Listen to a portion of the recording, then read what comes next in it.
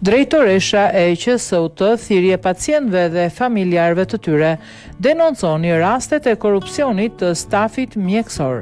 Qendra Spitalore Universitare Nën Tereza Tiranë ka bërë thirrje pacientëve, familjarëve të tyre dhe çdo qytetari që të denoncojë rastet e korrupsionit në spital pranë koordinatorit të antikorrupsioni në koordinatori.ak.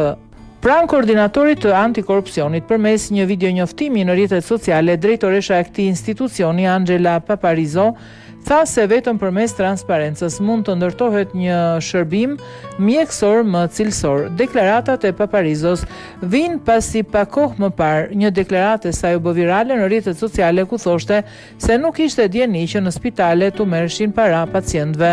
Në dienin time nuk kam njohur për marrje lekësh, nuk kemi asnjë denoncim në strukturat përkatëse për marrje lekësh nga mjekët të shprehur aso kohë Paparizo.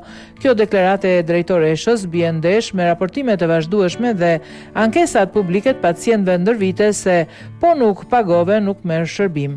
Njoftimi i drejtoreshës Paparizo, nisur nga akuzat e hedhura në publik për afera korruptive ndaj stafit mjekësor QSU-t, i bëj thirrje pacientëve, familjarëve dhe çdo qytetari që nëse hasin situata të tilla t'i denoncojnë pranë koordinatorit të antikorrupsionit.